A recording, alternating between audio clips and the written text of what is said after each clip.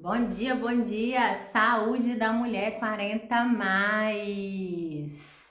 Já convidou você a ficar aqui comigo. Hoje o nosso tema é glúten. Hoje eu vou até fixar esse tema aqui. Eu tenho esquecido de fixar e já chamo você a convidar pessoas que você acha relevante, que querem rejuvenescer com a gente, a entrar aqui e assistir com a gente ao vivo.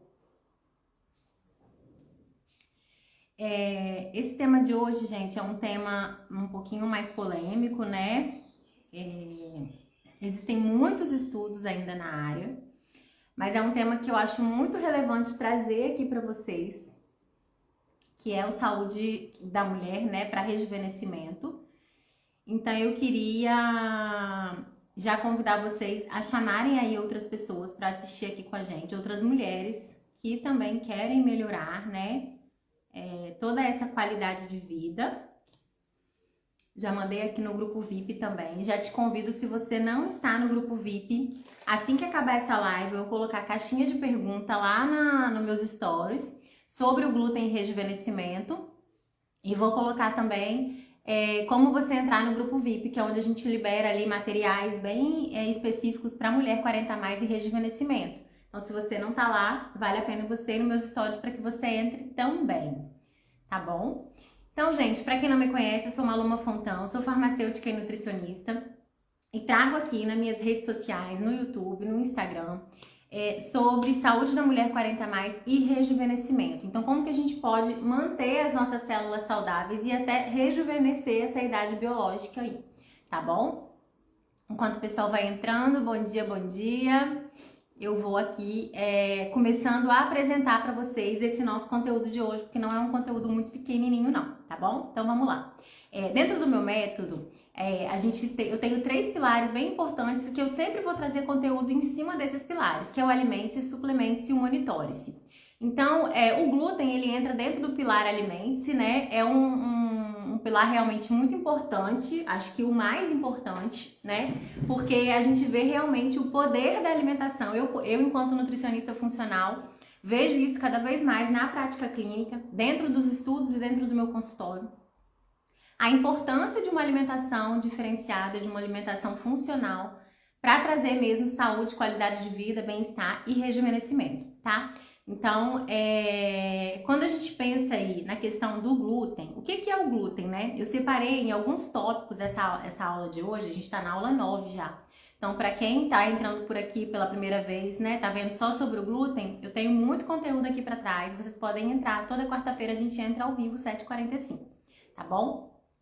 Então, quem é o glúten, né, gente? O glúten, ele apesar dele estar dentro de carboidratos, né, de produtos que têm essa formação bioquímica, ele é uma proteína e ele é uma proteína gigante, né? O glúten ele é uma proteína gigante, ele vem sendo modificado ao longo do tempo e essa proteína ela vem crescendo, né? E depois, daqui a pouquinho eu vou explicar para vocês sobre o processo de digestão, para falar de uma forma bem simples e didática, mas por que o glúten acaba fazendo mal, né? Para algumas pessoas em especial, muitas, para outras nem tanto, mas por que é uma proteína que não tem uma boa digestibilidade, certo? Quando o glúten entra em contato com a água, nas massas, né? Ele geralmente forma uma cola, né? O glúten, a origem dessa palavra é grega e ele realmente significa isso, cola, tá? Então a ideia é essa, que forme essa cola. E aí, ele gera essa elasticidade, esse fofinho, né? Então, onde que eu encontro o glúten? Eu encontro o glúten bolo, pães, massas, pizzas, biscoitos. Então, muitos alimentos industrializados, a gente vê que os ultraprocessados hoje em dia contêm muito glúten. Então, assim, na verdade, é difícil a gente encontrar alimentos que não contêm glúten quando a gente vai, por exemplo, num supermercado. Quando a gente vai na feira, por outro lado, quando a gente vai à feira, a gente acaba encontrando uma quantidade maior de alimentos. Então, lá no final eu vou mostrar para vocês como é fácil a gente ter uma alimentação, pelo menos com uma menor quantidade de glúten no nosso dia a dia, tá bom? Então, o glúten é essa proteína gigante. O que eu já acho importante aqui falar, que muita gente pergunta, muita gente tem dúvida, é sobre a aveia. Gente, anota aí, aveia não tem glúten. Então, repete aí, aveia não tem glúten. A aveia, ela tem muitas vezes uma contaminação cruzada por maquinário, por ela ser ali industrializada, né, no processo de industrialização em fábricas que produzem alimentos com farinha de trigo, por exemplo. Então a gente encontra muito o glúten no trigo, no centeio, no malte ou cevada, né? Então quando a gente pensa em cervejas, bolos, pães, aí sim a gente tem, né, geralmente a farinha de trigo que vai ter o glúten, no caso da cerveja, a cevada. Então também é uma fonte aí bem forte de contaminação por glúten, tá? Então esse é o glúten. Ele é uma estrutura gigantesca, né? Ele é uma estrutura gigantesca e eu acabo tendo uma dificuldade na digestão dessa proteína, tá? Então, lembrando, a aveia não tem glúten, tá bom? E a aveia, ela é tão limpa, para vocês terem uma noção, que as principais pessoas que têm problema com glúten, que são os doentes celíacos, né? 5% dessa população apenas não pode com aveia. Os outros 95% podem comer aveia. Então, assim, a aveia acaba tendo a avenina, que também é uma proteína, mas ela é de fácil digestibilidade. Então, assim, o custo-benefício do consumo da aveia é melhor que você consuma, porque é bem provável que você não tenha. É claro que isso, gente, eu tô falando aqui de um modo geral, né? A gente tem toda uma individualidade, dentro do consultório a gente consegue acompanhar isso de forma mais individual, mas no geral as pessoas não tendem a ter alergia, né? Nenhuma intolerância, nenhuma alergia à aveia, tá bom? Inclusive os doentes celíacos. Então, apenas 5% não podem consumir aveia. Então, a aveia não tem glúten, tá bom?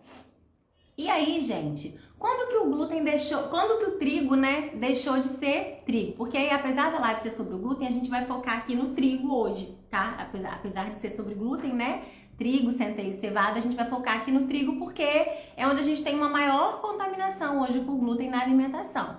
Então, quando que esse trigo deixou de ser trigo, né? Então, isso tem um processo ali desde a Segunda Guerra Mundial, quando tudo estava com muita dificuldade, a gente tinha muito processo de fome. Então, a gente já vem aí encarando, né, essa transformação do glúten, certo? Na década de 70, em especial, a gente teve um cientista, um geneticista, que fez uma modificação bem importante no potencial do glúten para que ele fosse uma planta que tivesse uma lavoura mais resistente a pragas, né? Geralmente a gente tem muita relação com pragas de gafanhoto e lavouras de glúten. Então ele fez modificações aí, várias nesse glúten, né? Ele até ganhou o prêmio Nobel nos anos 70, na década de 70. Foi o Dr. Norman Borlaug. Onde vocês procurarem sobre o glúten, vocês vão encontrar sobre ele. E aí, assim, existem algumas frentes, né? Será que ele queria acabar com a fome? Porque existia uma teoria malthusiana bem antiga que falava que a tendência mundial é que as pessoas ficassem sem ter o que comer, né? Porque o alimento, ele crescia em progressão aritmética, né? E a população em progressão geométrica. Então, isso se multiplicava muito mais rápido. Quando a gente pensa aí em tempo, né? Em tempo e quantidade de alimentos e população. E aí, com isso, esse doutor, na verdade, assim, ele foi quem executou essas modificações, essas hibridações da planta para que ela ficasse mais resistente. E aí, ali, com isso, eles conseguiam colocar, por exemplo, numa lavoura de trigo, mais agrotóxicos, mais produtos químicos para matar as ervas daninhas que iriam crescer ali ao redor daquele trigo. E o trigo seria resistente cada vez mais a esses agrotóxicos.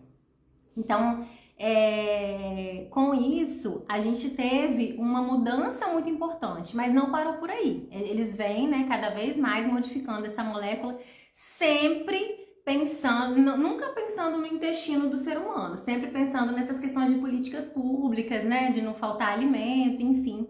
E aí existe uma discussão enorme por trás disso, até onde isso é bom e isso é ruim, tá? Então, assim, quando a gente pensa, né, o que o glúten pode causar, quais são os sintomas relacionados ao consumo de glúten, qual a relação dele com rejuvenescimento, e aí eu vou explicar um pouquinho para vocês. Tem três condições hoje catalogadas, né, sobre reações ao glúten. Então, a primeira delas, que é a mais antiga, é a doença celíaca, né, que é uma doença realmente autoimune, ali a nível intestinal, onde os principais sintomas são intestinais, e é uma doença muito séria, que acomete, teoricamente, uma parcela pequena da população. Entretanto, a gente vê que essa doença celíaca também tem aumentado no mundo todo, né? E aí existem muitas correntes que perguntam, será que é porque esse glúten também vem sendo modificado? Então, hoje a gente tem uma média aí de 1,5% da população mundial que contém já a doença celíaca, né? Não é pouco, mas ainda não é aqui o que eu quero trazer para vocês hoje, que é o que eu acho que acomete a maior parte das pessoas mesmo em relação ao glúten. A doença celíaca, ela precisa ser diagnosticada, né? Como toda doença, ela tem relação ali autoimune nas células intestinais e existem alguns anticorpos que são pesquisados, né? E marcadores genéticos também. Só que nem todas as pessoas que têm a doença celíaca têm esses marcadores genéticos. Então, apenas 98% vão ter esse HDL, DQ2 e o DQ8. E aí, uma vez feitos esses marcadores genéticos, principalmente se eles não forem ali citados, né, marcados como positivos, a pessoa tem que fazer uma endoscopia com biópsia para poder averiguar ali a atrofia das microvilosidades, porque o intestino é como se fossem assim, ó, essas célulazinhas assim justapostas, tá vendo? E aí eu tenho microvilosidades. E o glúten, a utilização do glúten nas pessoas celíacas vai diminuindo essas microvilosidades e elas vão ficando pequenininhas. Isso a gente chama de atrofia das microvilosidades. E o que isso faz na prática, Maluma? Para os celíacos em especial, tende a atrapalhar muito a absorção de nutrientes. Então eles têm uma carência muito forte de zinco, magnésio, tudo isso que eu venho falando com vocês ao longo desse tempo. Os celíacos, eles têm uma dificuldade muito maior nessa absorção. Mas aí, esperem lá, que o que a gente tem visto é que pessoas normais, que não têm a doença celíaca e que podem ter ali uma sensibilidade ao glúten, também tendem a ter essa menor absorção, né? Em menor proporção, é lógico, porque não é uma doença ali já estabelecida tão forte, tá bom? Então, a gente tem a doença celíaca, a gente tem a alergia ao glúten, que aí é uma reação imunológica mesmo, né? A gente vai fazer testes alérgicos ali específicos, de pele, enfim. E essa alergia ao glúten, ela é muito comum a exposição por cheiro. Então, ela é muito comum, por exemplo, em padeiros, ajudantes de padeiro, padaria, que manuseiam uma quantidade muito grande, um certo momento acaba desencadeando essas alergias aí, também tem que ser tratada e também tem que ser evitado depois o contato com o glúten. E o terceiro tipo, que é o que eu quero trazer aqui para vocês hoje, é a sensibilidade ao glúten não celíaca. O que seria essa sensibilidade ao glúten não celíaca? Ninguém sabe ainda, é algo que está sendo estudado, então é isso que eu quero trazer para vocês. Não é uma doença autoimune, assim como a doença celíaca, não é uma doença resposta ali, reação imunológica adversa às proteínas também, como a alergia ao trigo. Mas é uma doença que causa muitas outras doenças autoimunes. É o que a gente tem visto hoje cada vez mais. Então, assim, a gente vê isso de forma experimental, pelos estudos, por tudo que a gente lê, toda a teoria. Mas a gente vê isso muito na prática também, como que funciona. Eu vou contar um pouquinho até da minha experiência no final para vocês, tá? Então, assim, essa sensibilidade ao glúten não celíaca, ela acaba causando alguns problemas intestinais e também extraintestinais. E aí, sobre os extraintestinais que eu quero conversar com vocês hoje. Então, quando a gente fala de problema intestinal, é aquela pessoa assim, consumiu o glúten, não precisa ser de forma imediata, tá, gente? Então, a gente vê que às vezes tem sintomas tardios de até 15, 16 dias depois que você consumiu. Então, por exemplo, pode ser que eu consuma algum alimento com glúten hoje, não sinta nada hoje, nada amanhã, depois. Mas até 16 dias aquele alimento vai fazendo algumas reações do meu corpo que podem desencadear esses sintomas. Então, por exemplo, questão ali a nível intestinal, geralmente são os mais imediatos, que é azia, má digestão, gases, flatulência, aquela barriga de pão, né, que a gente fala. Então, assim, tudo isso tem relação com o consumo de glúten de forma não celíaca.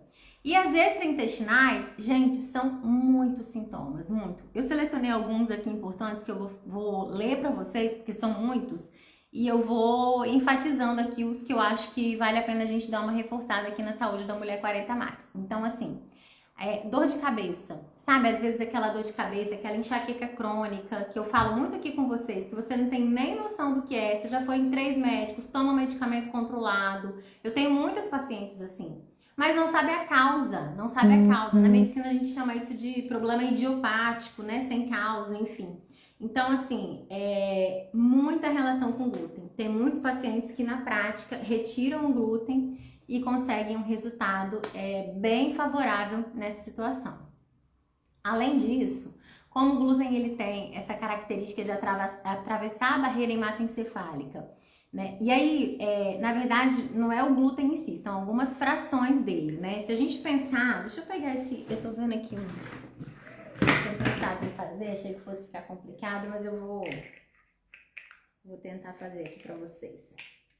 Se a gente pensar no glúten assim, é como se fosse algo assim, ó, uma coisa meio gigante, né? E aí, o meu intestino, na verdade, ele só consegue absorver alguma dessas partes daqui. Ele não consegue absorver isso tudo, não consegue passar pelo meu intestino. Porque o meu intestino, gente, ele é assim, ó. Ele é assim, tá vendo esses dedinhos, um colado no outro? A gente tem aqui ligações que são chamadas de tie junctions, ou junção T em português poderia ser, que fazem com que esses enterócitos, essas células do intestino, fiquem um ligadinho no outro. Quando eu vou passar ali alguma substância, a substância passa por esse meiozinho aqui, sem afrouxar, né? Sem afrouxar essa região. E aí, o glúten é uma das proteínas que tem a capacidade de alterar isso daqui e fazendo com que o meu intestino fique mais aberto. A gente chama isso de leak gut, ou hiperpermeabilidade intestinal. E aí, nesses buracos aqui, eu consigo passar proteínas maiores que eu não queria que passasse. E aí, o que acontece com isso, né, gente? Essas proteínas, elas vão chegar dentro do nosso corpo onde elas não deveriam chegar. E eu vou explicar isso pra vocês um pouquinho lá pra frente em relação às reações imunes em especial, né? As reações imunológicas que podem desencadear doenças autoimunes. Então, algumas dessas frações aqui, vamos supor que fossem essas azuis. Elas tendem a passar na barreira hematoencefálica, chegar até o meu cérebro e gerar confusão mental, gerar enxaqueca, né, essa dor de cabeça crônica, gerar alteração de humor, gerar depressão, tristeza, tem relação com autismo, TDAH. Então, assim, tem muita relação com o sistema nervoso central e glúten por essas frações que conseguem atravessar ali o sistema nervoso central. Inclusive, a gente tem uma fração que se chama gluteomorfina, né? Gluteomorfina, que é o efeito craving. Efeito craving do glúten é um efeito de desejo por comer. Sabe aquela sensação de você bater um pratão de macarrão, você termina de comer aquele pratão de macarrão e você sente que você tá pesado, que você tá inchado, mas você não sente que você tá saciado, você sente que você precisa comer alguma coisa. O glúten, ele tem essa fração, que é a gluteomorfina, que é um opioide, né? Assim como a morfina, a gente... Ih, gente, voltou aí pra vocês? Estão me ouvindo? Tá dando pra me ouvir? Tá certinho? Porque parou aqui, porque alguém tentou me ligar aqui no meio. Certinho? Estão me ouvindo, gente?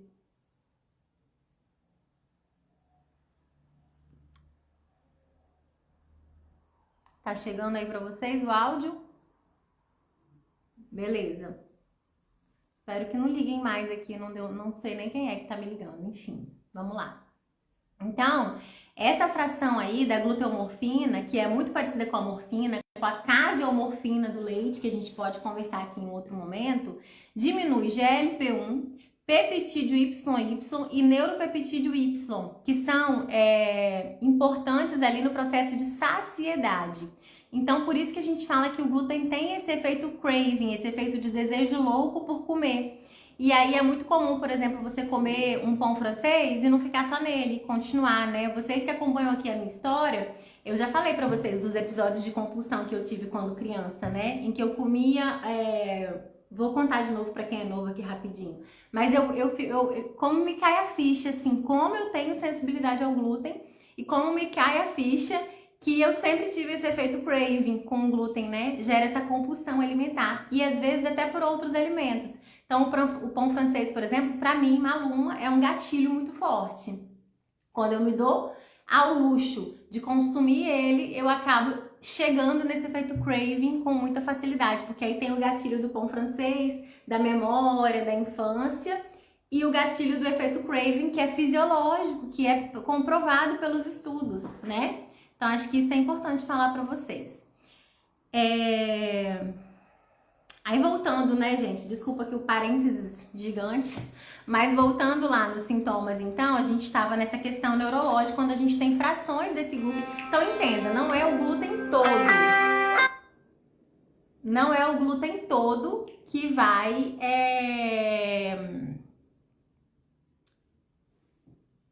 Gente, voltou?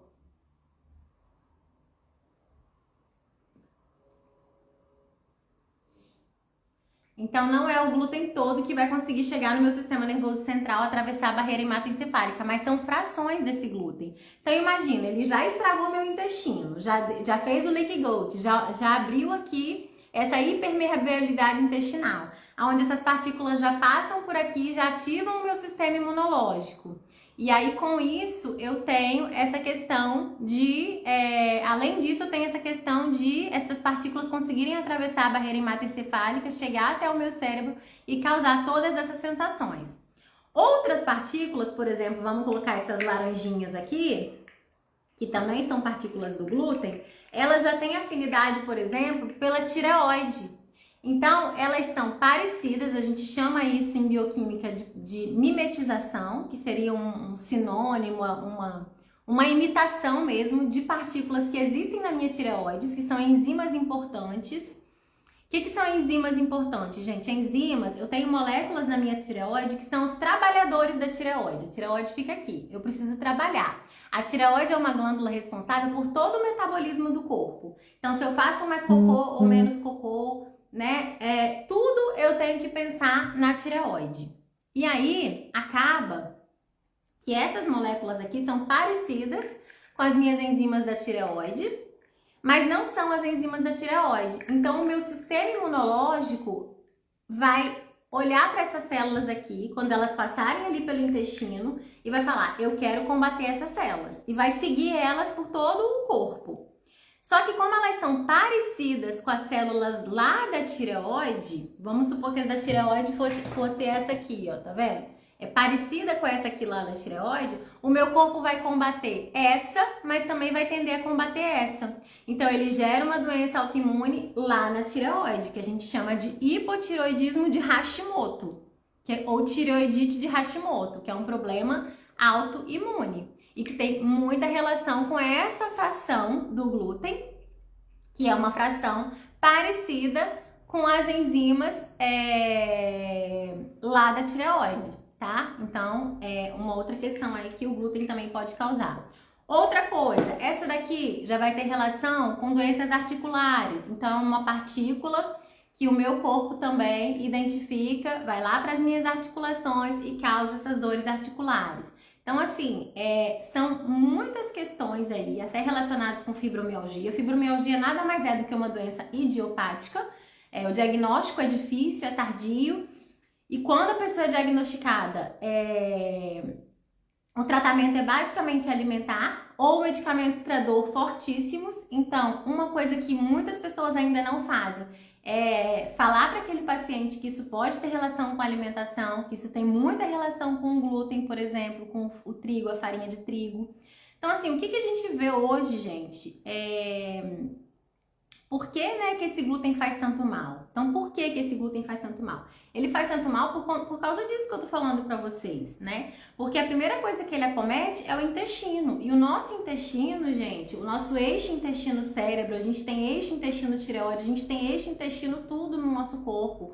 A gente realmente precisa que esse intestino esteja ali intacto, a gente precisa que esse intestino esteja intacto para que não passe moléculas como essa e como essa e eu acabe agravando situações, né, em que aquele organismo, por exemplo, aquela pessoa já tem uma certa tendência a desenvolver, certo? Então aquela pessoa às vezes já tem uma tendência, uma genética mesmo, para desenvolver. Só que aí a gente tem a genética e a gente tem a epigenética. A epigenética é como que esse corpo se comporta no meio ambiente, qual alimento que ele consome em maior quantidade. E por que a gente vê tanto problema com esse glúten moderno? Por que essa sensibilidade ao glúten não celíaca? Por que a gente vê tanto problema com esse glúten moderno? Porque existe uma monotonia alimentar muito forte. Então tem pessoas que chegam pra gente e consomem 2 fatias de pão integral no café da manhã, um pão francês com ovo à noite, na hora do almoço faz um lanchinho rápido com uma massa, com macarrão. Percebeu que as 3 principais refeições da pessoa tinham excesso de farinha branca. E a farinha branca não contém nutrientes, só contém o glúten, que já é essa proteína problemática, que vai ser de difícil digestão. Para ela passar ali nos meus enterócitos, ela vai machucar, ela vai corroer os meus enterócitos. E ainda assim vai ser apresentada para outros sistemas dentro do meu corpo, como com processo de mimetização, e vai corromper esses sistemas através do meu próprio sistema imunológico, criando doenças autoimunes. O seu corpo, gente, quando ele te ataca, porque a doença autoimune é quando o corpo da gente está atacando a gente mesmo. Mas o nosso corpo, quando ele ataca a gente, ele não está querendo atacar a gente, ele está querendo atacar o glúten, tá entendendo? Só que acaba que o glúten tem frações parecidas com essas moléculas que estão lá dentro do seu corpo, e o seu sistema imunológico é como se ele ficasse, na verdade, burro, sabe? Cego, míope. Então ele não consegue enxergar a diferença entre essas moléculas. E isso tende a acontecer com muitas pessoas que têm essa sensibilidade celíaca, não celíaca. É muito difícil de diagnosticar. É importante que a pessoa faça um processo de exclusão de diagnóstico, tá? De doença celíaca e de alergia ao trigo, para que a gente possa começar a investigar essa questão da sensibilidade ao glúten não celíaca, porque isso é muito sério. Porque, por exemplo, se a pessoa excluir o glúten por conta própria, mas ela tiver uma doença celíaca, por exemplo, ela vai ter contaminação cruzada com esse glúten, porque ela vai estar em ambientes, né, em que tem um excesso de farinhas, por exemplo, brancas, né? O glúten, Miriam, o glúten ele tá no trigo, no centeio e na cevada, na cerveja. Então, na maior parte nas farinhas. Só que o que está acontecendo hoje em dia? Essa pergunta sua realmente é muito importante, por quê? Para eu repetir uma coisa que eu falei lá no comecinho hoje. E que cola aqui, falei até cola. E que cola aqui com essa questão que eu tô falando aqui no final também, dessa monotonia alimentar. O excesso do consumo de ultraprocessados acaba favorecendo esse excesso de consumo de glúten. Porque os ultraprocessados, aqueles alimentos que a gente compra no supermercado, acabam contendo glúten. Então, por exemplo, quando eu falo de embutidos, né, presunto, peito de peru, linguiça, salsicha, tudo isso tem glúten. Biscoito de maisena, creme crack, todos os biscoitos, se não for sem glúten, contém glúten. E aí a gente entra também nessa paranoia de ficar consumindo outros produtos industrializados sem glúten, né? Que assim, para as pessoas que realmente têm doença celíaca, às vezes a gente tem que lançar mão mesmo desses alimentos na correria. Mas assim, o ideal aqui é que vocês troquem as farinhas, que vocês troquem os produtos ultraprocessados por comida de verdade, né? Então, assim, o que no consultório, que quando a gente começa a falar que eu acho que você tem ali alguma relação realmente, uma sensibilidade maior, porque, por exemplo, de 100 pessoas, vamos supor que 20 ou 30, 1% vai ter a doença celíaca, né? Uma outra porcentagem que é bem menor, eu não sei exatamente aqui para falar para vocês, mas é bem menor, vai ter alergia ao glúten, ao trigo. Uma outra porcentagem aí de 20%, 15%, os estudos ainda estão muito abertos em relação a isso, mas a gente tem uma média aí, vai ter essa sensibilidade ao glúten não celíaca, de passar mal mesmo, sabe? Comi e vou passar mal nos próximos 15 dias. E uma outra parcela da população não tem uma sensibilidade em si ainda. Mas qual é a exposição dessa pessoa ao glúten, né? Então, quando eu falei para vocês da história do glúten, de quando o trigo deixou de ser trigo, lá na década de 70, a gente começa a ver que coincide com o alto consumo das farinhas, né? Até porque isso começa a ficar muito barato, muito acessível, muito prático. A indústria alimentícia cai matando em cima da industrialização desses alimentos, em cima da farinha de trigo também.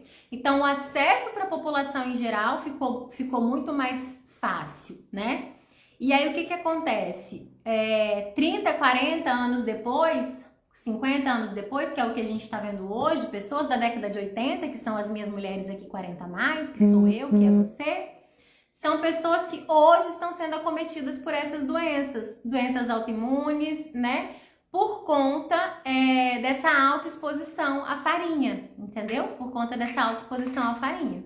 Então, assim, a pergunta que todo mundo me faz, não sei como é que vocês não fizeram aqui ainda, o que eu vou comer então, Maloma? O que eu vou comer? Se eu não vou comer o glúten, o que eu vou comer? Então, tem algumas dicas bem práticas aqui para dar para vocês, pra gente poder já caminhar. Como eu falei para vocês, esse assunto é extenso. Dentro do meu método Saúde da Mulher 40+, eu vou explicar isso de uma forma mais aprofundada ainda para quem quer saber, mas sempre de forma prática, trazendo para vocês como resolver isso, tá? Então, uma das formas de resolver é colocar comida de verdade, é colocar fruta, é colocar o suco rejuvenescedor lá da live 1, nesse café da manhã, batata doce, aipim, inhame, cará, né, banana da terra cozida, o milho, amaranto, quinoa, aveia, arroz, trigo sarraceno, as leguminosas, verduras, é comer comida de verdade, comer comida de verdade. Quando a gente pensa no processo de desintoxicação ao glúten, para algumas pessoas vai ser não comer, né? Para outras pessoas vai ser uma redução muito grande. Para vocês terem uma ideia, uma coisa importante para quem quer começar a olhar para o glúten, né, com um olhar mais criterioso, que eu acho que para o processo de rejuvenescimento, quando a gente pensa em rejuvenescimento, por exemplo, eu penso em cicatrização de célula, de tecido, eu penso em renovação de célula de forma com que ela fique cada vez mais nutritiva, né? E aí, quando eu penso nisso, eu preciso trazer nutrientes para o meu corpo.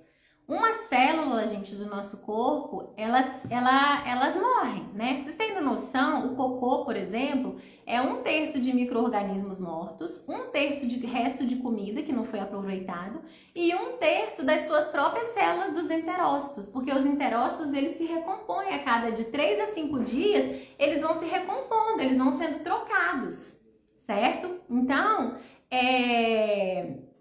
quando eu tenho esse processo de renovação, eu tenho esse processo de renovação celular, que vai combinar com o rejuvenescimento. Quando eu penso no glúten no sistema nervoso central, alteração de humor, estresse, névoa, esquecimento, onde está minha chave, onde está meu celular, onde está isso, onde está aquilo. Isso não é normal, gente. Isso é comum, mas não é normal. A gente não pode encarar isso com normalidade. Tem alguma coisa que está atrapalhando a sua memória. Não é só estresse, não é só correria.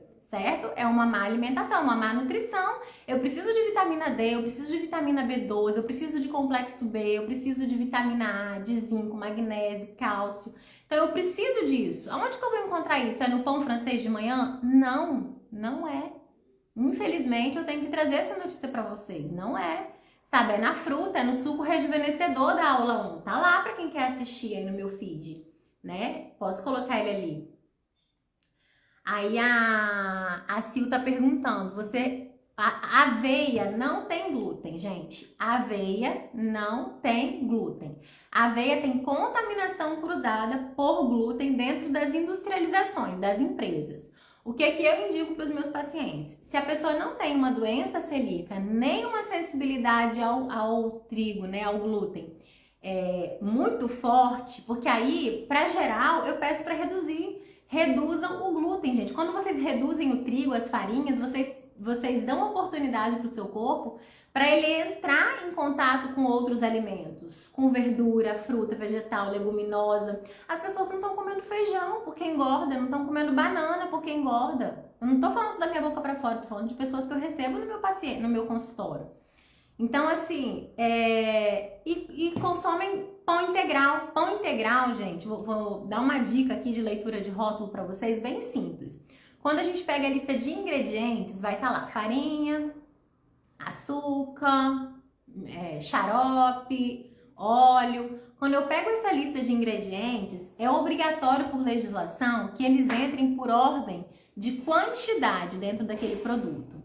Os pães integrais, eles tendem a ter, além da farinha comum, a farinha branca, né, farinha de trigo enriquecida com ferro e ácido fólico, né? Porque é tão pobre a farinha de trigo, gente, é tão pobre que o governo obrigou a enriquecer com sulfato ferroso e ácido fólico, mas que nem sulfato ferroso estraga o intestino. Não é o ferro que a gente tem que consumir, a gente tem que consumir ferro quelado. Ácido fólico tem N estudos falando que ele não traz vantagem, porque grande parcela da população não consegue transformar ácido fólico em metilfolato por conta de característica genética. Então, assim, é muito pobre a farinha. Então, quando a gente pensa assim, o que a gente tem que consumir, é comida de verdade. É comida de verdade, tá? E aí, deixa eu só terminar de responder a Sil aqui, que eu esqueci da aveia. Vamos lá. Então, a aveia, o que eu indico pra vocês? Se a pessoa não tem uma sensibilidade mais grave, só quer reduzir o consumo. Não tem problema consumir aveia, gente. De verdade, com contaminação cruzada, não tem problema. Se a pessoa tem doença celíaca ou se ela tem sensibilidade ao glúten não celíaca já assim diagnosticada, né, já conversou com um profissional de saúde, a gente consegue, né, ajudar vocês isso dentro do consultório, é importante comprar uma aveia sem glúten, vem no rótulo, sem glúten. Agora, se você não tem esse problema, você pode só consumir a aveia comum mesmo, tá? Não tem problema não. Porque só a sem glúten, na verdade, não é que tiraram o glúten dela, é que ela foi feita num maquinário específico que não tinha contaminação com glúten. Deu pra entender? Então repitam comigo, gente. Escreve aí no chat. Aveia não tem glúten, tá? Aveia tem beta-glucana, é uma fibra ótima pro intestino. As bactérias boas do intestino gostam de aveia. É ótimo para fazer panquequinha com ovo, é ótimo para dar para as crianças, para consumir em cima da fruta, para fazer bolo de banana, tá? Aí a Miriam perguntou: o estrago que o glúten fez ao longo dos anos, tem como regenerar? Tem como regenerar aos 62 anos, rejuvenescer, Miriam, essa é a proposta. Vamos voltar para os 60, para 55. Se não dá na idade cronológica, gente, vamos voltar na idade das nossas células, na idade biológica, sabe? O que não dá é vocês ficarem à mercê desses ultraprocessados, dessa comida, né, porcaria, como estão oferecendo aí pra gente, achando que isso vai resolver o nosso problema, sabe?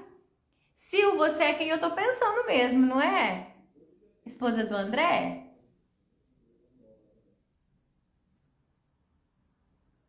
Quanto tempo, né, gente? Aveia não tem glúten, é isso aí, amém. Mais um alimento que a gente pode comer. Então parem de ficar com medo, assim. Aí agora eu vou contar rapidinho, que a gente já passou aqui do tempo, mas assim, desculpa equipe, mas eu sabia que essa live não ia dar pra fazer em 30 minutos, porque a proposta dessa live aqui é 30 minutos, né, gente? Mas eu vou conseguir, vamos lá.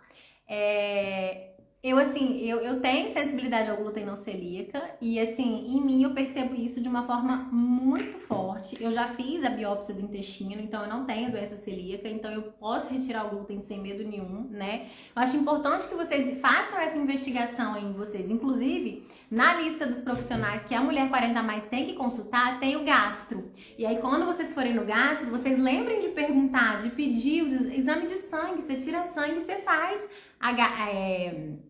a DQ8 e a DQ2, que 95 a 98% das pessoas que realmente são doentes celíacos, eles têm esse marcador genético, né? Tem os anticorpos também, que você pode fazer, pode solicitar que o médico prescreva para você, né? Eu, enquanto nutricionista, a gente pode prescrever também. A única coisa é que o convênio não paga, né? O nutricionista, aqui pelo menos em Vitória, o convênio não paga, mas tem alguns estados que o convênio aceita, tá? Se não, o gastro, e aí o gastro, e a gente vai encaminhar vocês para o gastro poder fazer o diagnóstico, lógico, né? Quem faz diagnóstico é gastro, né? Não é nutricionista. Então a gente tem os anticorpos aí de antitrangutaminase e o antiendomísio, tá? Se vocês quiserem anotar aí, eu posso mandar lá no grupo também. Quem quer que eu mande no grupo VIP?